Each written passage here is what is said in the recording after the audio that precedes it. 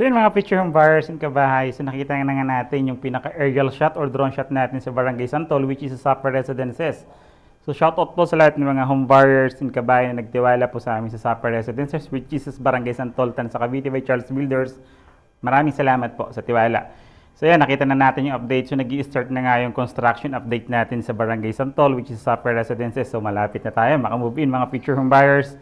So sa mga naghahanap pa rin naman ng affordable, at the same time, maganda yung location dito sa Tansa, Cavite.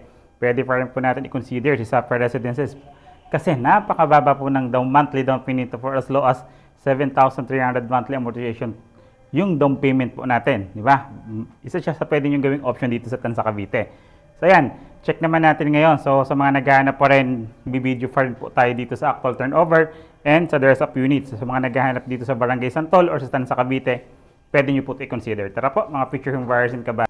So ito po mga picture home buyers ng kabahay, kung makikita nyo naman nga po, so may car garage nga po dito yung sasakyan natin. May space tayo para sa garahe natin ng sasakyan, which is mas okay kasi hindi tayo naka-street parking, di ba? So isa po sa mga Charles Builders. Si Charles Builders naman po isa sa mga trusted and proven when in terms of construction ng bahay. Kung makikita nyo naman yung biga, poste na ginamit at the same time traditional or conventional po yung gawa ng bahay dito kay Charles Builders. So yan, may car garage, level soil po yung turnover natin sa car garage. So tayo na magpapasemento yan dito mga picture home buyers. Tara po, tingnan natin yung actual turnover. So 44 square meter nga po yung lote nito and the house area naman po is 58 square meter. Provision po siya for 2 to 3 bedrooms. Meron na rin po siyang 2 toilet and bath. So this is our model 58 actual turnover. So very finished turnover. Plain cement po yung flooring and wall. So tayo po masusunod yan, magpintura. At the same time, maglagay ng tiles. Kung anong gusto yung tiles, anong gusto yung materials na gagamitin natin. So yung pagpasok natin, possible, dito tayo magli-living area or maglalagay ng TV console or dito sa part na to, sa ilalim na hagdanan natin para ma-maximize natin yung space, di ba? So pintuan natin, steel door po yan or metal flush door po ang pintuan natin dito. So, sa bintana naman natin, kung makikita yung window casement natin dito, is parang naka-grills na po yung design niya, which is mas safety siya. At the same time, di na tayo magpapalagay ng grills. Kung magpapalit naman tayo ng sliding windows, that time, dyan tayo maglalagay ng grills po for the safety. Sa ceiling naman natin, steel deck, so wala pa rin pintura yung ceiling natin. Kita pa rin yung metal. So dito naman po yung part ng ating kitchen countertop, which is plain din po yung ginamit natin dito. Wala rin po siyang tiles and wala pa rin po siyang pintura. Pero may stainless sink and faucet na rin po siya. Sa may kitchen countertop natin, dyan naman po yung ating bintana for ventilation. Just in case magluluto tayo, may ventilation po yung ating niluluto or yung kitchen natin.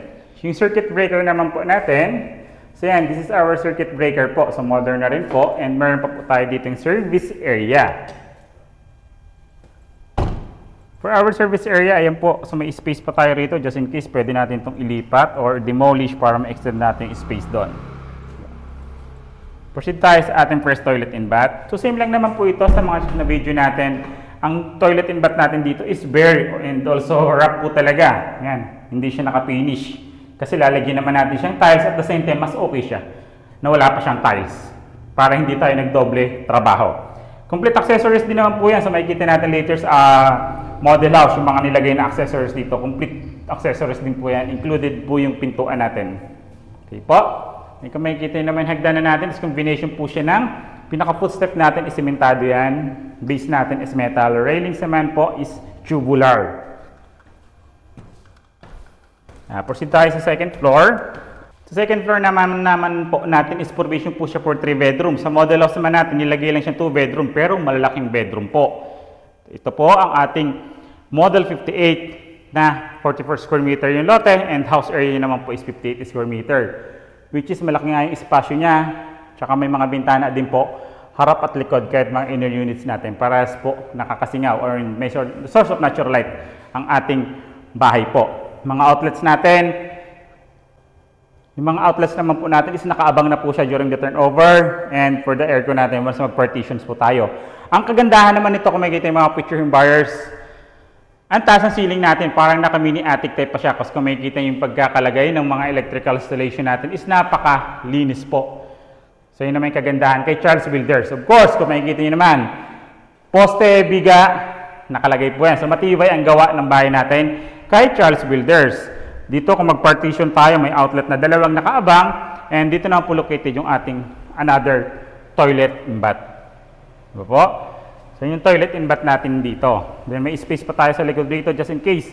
Maglalagay naman tayo rito ng for condenser ng ating aircon po.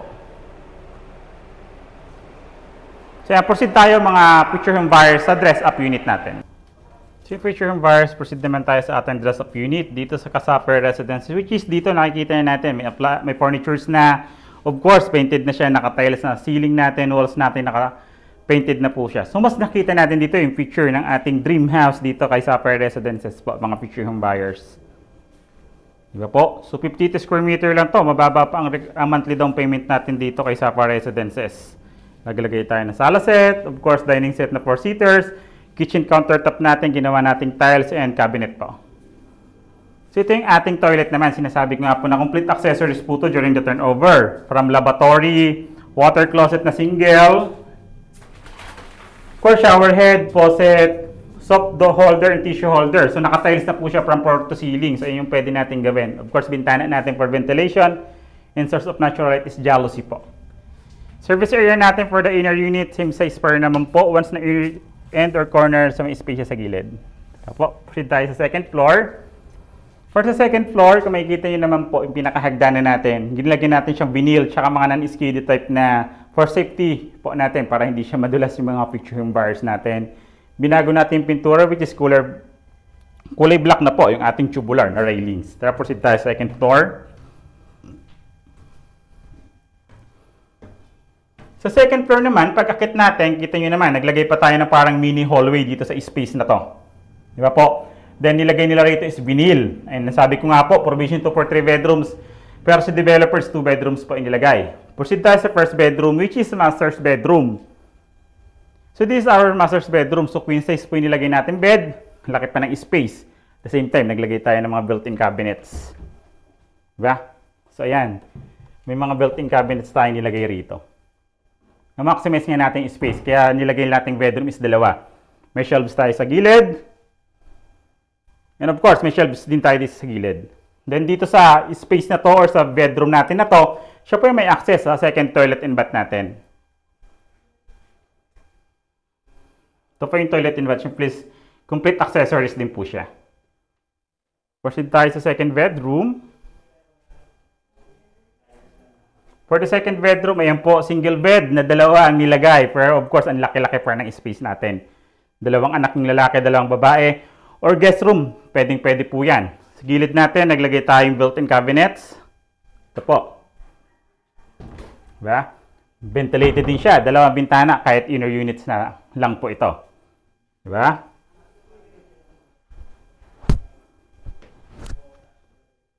So yung mga feature buyers, pag-usapan naman natin yung price sa baba.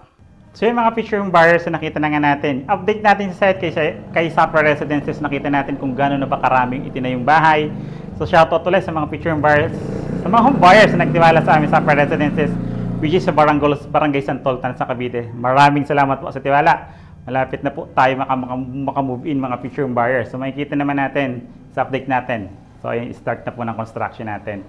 So yun yung computation natin, lalagay ko po dito sa side. From total contract price, reservation, down payment, monthly amortization, and the required income para aware po tayo sa updated price nito. 7,000 nga lang po ang monthly down payment dito kay Sapa Residences, which is mas mura sa mga naghahanap dito sa Tansa. Pwede nyo po siya i-consider, mga future home buyers. Contact numbers naman namin po, Viber, WhatsApp, naka-flash po siya sa screen.